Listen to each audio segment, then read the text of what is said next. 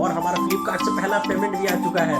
तो इस बात की बहुत ज़्यादा खुशी है, आपको चलते हैं दिखाते हैं। तो हेलो दोस्तों, welcome back to my channel. तो दोस्तों जैसे कि आपको बता दूं कि आज मेरा ई कॉमर्स बिजनेस चालू किया। आज हो गए, हमने 5 तारीख से शुरू किया था और आज है 24 तारीख। तो आज टोटल हो गए, और मेरा नाम है, कितने दिन हो गए? क्या है मेरा नाम? 10, 5 टोटल 19 दिन हो गए, 19-20 दिन हो गए।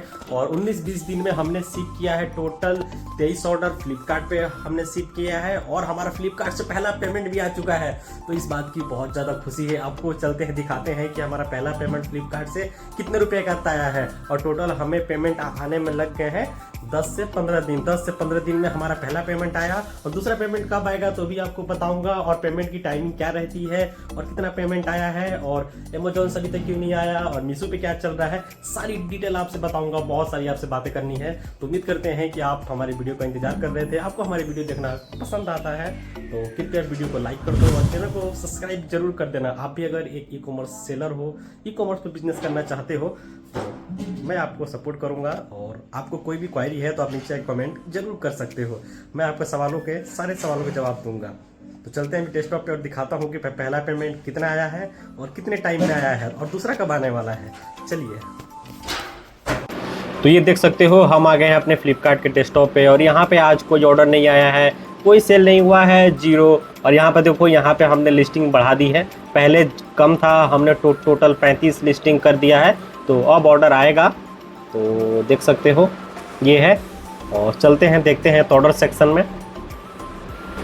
ये देखो हम आ गए हैं ऑर्डर सेक्शन में। ऑर्डर सेक्शन में पेंडिंग में कुछ नहीं है, आरडीटी में भी कुछ नहीं, यहाँ भी कुछ नहीं। इन ट्रांजैक्शन में 10 है, 10 पार्सल हमारे रास्ते में है, कस्टमर को डिलीवरी होने के लिए बाकी है। और पेंडिंग सर्विस में कुछ नहीं है। ये देखो 30 दिन में हमने 13 शिपमेंट हमारा कस्टमर को डिलीवर हो चुका है, 10 रास्ते में है। तो 10 और 13 टोटल 23 ऑर्डर। तो आपने देख लिया कि 19-20 दिन के अंदर हमने टोटल 23 ऑर्डर फ्लिपकार्ट से शिप किया है। लेकिन आप सबको पता है कि रिटर्न बहुत ज़्यादा आते हैं ई कॉमर्स में, क्योंकि बहुत सारे लोग हैं सीओडी ऑर्डर कर देते हैं। बाद में जब कुरियर बॉय जाएगा तो बोलेंगे अरे यार मन नहीं है लेने का, या फिर कहीं और तो उनको हमसे सस्ता कोई और सेलर उनको मिल गया, या फिर लोग जाके लोकल मार्केट से ले लिए, या फिर लेने का मूड चेंज हो गया। तो वैसी कंडीशन में मतलब 20 से 25% रिटर्न आता ही आता है हमारा ई कॉमर्स में। तो अभी हम आपको दिखाते हैं कि हमारा टोटल जो हमने 23 ऑर्डर शिप किया है, तो 23 में से 13 ऑर्डर हमारा डिलीवर हो चुका है। और कितने ऑर्डर ऐसे हैं जो कि कैंसिल हो चुके हैं या फिर कस्टमर ने रिटर्न किया है। तो सारी चीज़ें आपको जानना बहुत ज़रूरी है बिज़नेस चालू करने से पहले। तो ले चलता हूँ आपको रिटर्न के सेक्शन में और दिखाता हूँ कि कितने रिटर्न हमारे टोटल अभी तक आए हैं। तो ये देखिए, ये है ऑर्डर का सेक्शन। ऑर्डर में जाने के बाद हम जाएंगे यहाँ से रिटर्न में, और रिटर्न में जाने के बाद हम जाएंगे टोटल रिटर्न, ऑल रिटर्न में आप देख सकते हो यहाँ पे ऑल रिटर्न 6 दिखा रहा है। 6 में से 15 रास्ते में है, एक क्लोज हो गया, एक मतलब ऑर्डर आया था और ऑर्डर मुझे पैक करने से पहले कस्टमर ने कैंसिल कर दिया था। तो ये दिखा रहा है क्लोज, मतलब मेरे पास ही रह चुका है। और ये देखो ये दिखा रहा है कि ये 5 ऑर्डर रिटर्न है जो कि रास्ते में है, मेरे पास आ रहा है। तो सबसे पहले हम देखेंगे कि ये 5 ऑर्डर रिटर्न क्यों हुआ है, रीज़न इसका क्या है। तो सबसे पहले आपको समझना पड़ेगा कि रिटर्न कितने टाइप के होते हैं। जो रिटर्न है वो होते हैं 2 टाइप के, एक होता है कस्टमर रिटर्न, एक होता है कुरियर रिटर्न। अगर आपका कोई भी प्रोडक्ट अगर कुरियर रिटर्न होता है, बाय द वे प्रोडक्ट हमारा यहाँ से कस्टमर ने ऑर्डर किया और कस्टमर के पास डिलीवरी होने से पहले अगर कस्टमर ने कैंसिल कर दिया, या फिर कुरियर बॉय कस्टमर के पास गया और कस्टमर ने लेने से मना कर दिया, तो उस सिचुएशन में हमारा कोई चार्ज नहीं कटता है, फ्लिपकार्ट हमसे कोई चार्ज नहीं लेती है। लेकिन वही सेम प्रोडक्ट कस्टमर अगर रिसीव करने के बाद कैंसिल करता है, तब उस सिचुएशन में हमारा कम से कम एक प्रोडक्ट पे 200 रुपये का चार्ज कटता है। प्रोडक्ट जाने का और प्रोडक्ट आने का दोनों की कॉस्टिंग मिला के मिनिमम 200 रुपये फ्लिपकार्ट हमसे चार्ज कटती है। तो आप ये सोच के ही आप किसी भी प्रोडक्ट आप बेचना, तो उस पर ये आप एक निगेटिव पॉइंट है जो कि कस्टमर को बहुत ज़्यादा लॉस करती है। क्योंकि ई कॉमर्स में एक प्रोडक्ट पे 50 रुपये भी मार्जिन बचाना बहुत ही ज़्यादा मुश्किल होता है। 250-300 में जो भी प्रोडक्ट बिकते हैं उस पर 50 रुपये से ज़्यादा मार्जिन लोग नहीं बचा पाते हैं।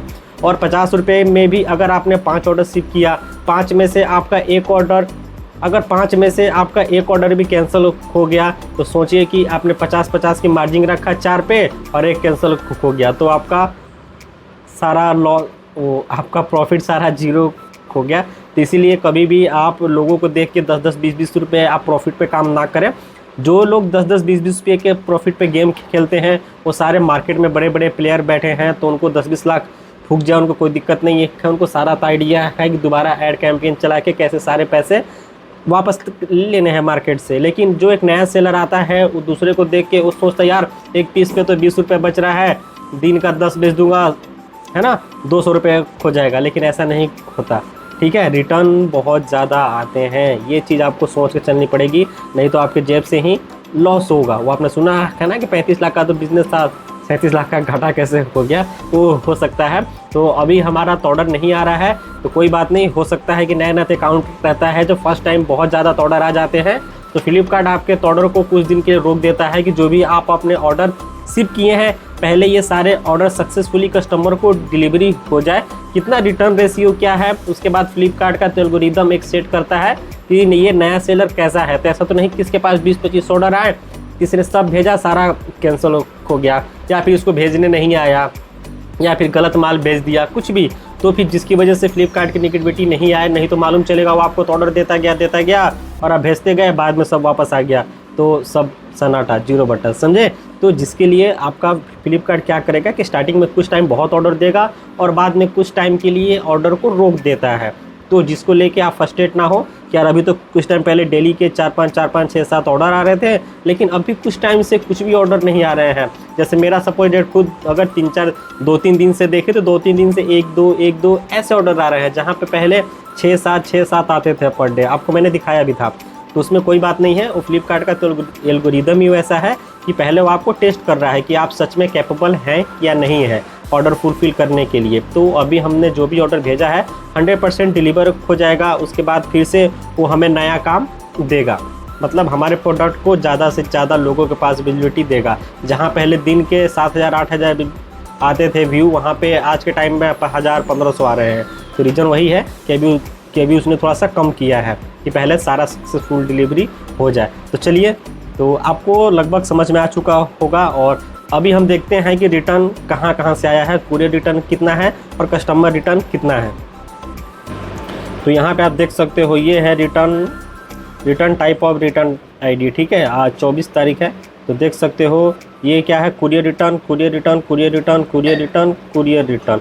तो सारे ये कुरियर रिटर्न है, ये एक कस्टमर रिटर्न है, ठीक है। 1 2 3 4 5, मतलब 5 में से 4 कुरियर रिटर्न है, एक कस्टमर रिटर्न है। तो इसमें मुझे पैसे लॉस होंगे 100-150 रुपये, बाकी ये चारों में कोई लॉस नहीं होगा, ठीक है। तो मतलब तो अगर कुरियर रिटर्न है तो कोई बात नहीं है, कस्टमर का मूड चेंज हो गया लेने से। लेकिन ये कस्टमर रिटर्न हुआ तो ये गलत है, कस्टमर रिटर्न नहीं करना चाहिए, ठीक है। तो ये हमारा टोटल रिटर्न है। अभी हम चलते हैं अमेज़ॉन के ऊपर। तो टोटल हमारा 6 रिटर्न है, 6 में से एक कस्टमर ने ऑर्डर किया था, मुझे शिप करने से पहले ही कस्टमर ने कैंसिल कर दिया था, और 5 ऐसे हैं जो कि रास्ते से वापस आए हैं। 5 में से 4 कुरियर रिटर्न है, एक जो ऑर्डर है वो कस्टमर ने रिटर्न किया है। रीज़न कस्टमर ने डाला है कि प्रोडक्ट उसको साइज़ में छोटा लगा या फिर एक्सपेक्टेड नहीं था। आप ऐसा बहुत बार होता है कि आप जो साइज़ डिस्प्ले पे दिखा रहे हो कस्टमर के पास हो जाएगा, फिर भी वो बोलेगा छोटा है, सही नहीं है, ठीक है। क्योंकि बहुत लोगों के पास मेजर टेप नहीं है, लोग अंदाज़ा से ही लगा लेंगे कि ये कैसा है, ठीक है। तो बहुत टाइम लोग साइज़ नहीं देखते हैं। तो इसमें गलती हमारी नहीं है, तुन्हीं की है। लेकिन फ्लिपकार्ट मार्केट प्लेस है तो उनके लिए कस्टमर पहले है, और कस्टमर उनके लिए पहले है, उनके लिए हमारे जैसे सेलर कुछ नहीं है। सेलर सेकेंडरी पे आते हैं, कस्टमर उनके लिए भगवान है। कस्टमर ने बोल दिया गलत है मतलब गलत है, समझ गए। कभी भी तो उनकी पहले सुनी जाएगी, आपकी नहीं। तो चलिए, तो आपको मैं लेके चलता हूँ अमेज़ॉन के ऊपर और वहाँ दिखाता हूँ क्या कंडीशन है, और उसके बाद मैं ले चलता हूँ आपको एक पेमेंट दिखाता हूँ कि फ्लिपकार्ट से हमारी पहली पेमेंट कितनी की आई है। तो ये हम आ गए हैं अपने अमेज़ॉन के ऊपर, और देख सकते हो यहाँ पे 647 रुपये का सेल हुआ है। 24 तारीख है, तो टोटल 3 ऑर्डर आए थे, एक ओपन अभी शाम को आया, बाकी 2 ऑर्डर आए थे जो मैंने शिप कर दिया है। और यहाँ पे पेमेंट दिखाएगा, ठीक है। ये इसका सेल का पेमेंट आया है कि कितना पैसा आप सेल के लिए यूज कर सकते हो। तो आप समझ गए होंगे। अब मैं आपको ले चलता हूँ पेमेंट के ऊपर, जिसका आपके इंतज़ार है कि पेमेंट कितना आया हुआ। तो यहाँ देखो ये यहाँ देखिए, ये हम आ गए ये पेमेंट के सेक्शन में।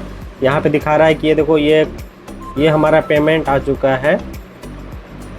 ये है ये ना 23 तारीख को पेमेंट आया है 351 रुपये हमारा पेमेंट आ चुका है। तो हमारा पहला पेमेंट 351 रुपये आया है और दूसरा पेमेंट देखो 25 तारीख को आएगा 317 रुपये और ये फिर 28 तारीख को आएगा 317 रुपये। मतलब फ्लिपकार्ट जैसे पहला 23 को दिया, फिर तीसरा 25, दूसरा 25 को, फिर 26, फिर 27, 28, फिर 28 को देगा। तो ऐसे करके हर ये 2-2, 3-3 दिन के बाद आपको पेमेंट देता रहता है। तो जैसा कि मैंने आपको बताया कि फ्लिपकार्ट के पेमेंट की प्रोसेस क्या है, कितने दिनों पे पेमेंट आता है, और एक बार पेमेंट आने में पहली बार 10 से 15 दिन लगता है। उसके बाद जो भी आप माल भेजते रहोगे तो पेमेंट हर दूसरे दिन इनका, दूसरे तीसरे दिन इनका पेमेंट, प्रोडक्ट जैसे जैसे डिलीवर होता है हर दूसरे तीसरे दिन इनका पेमेंट आता रहता है।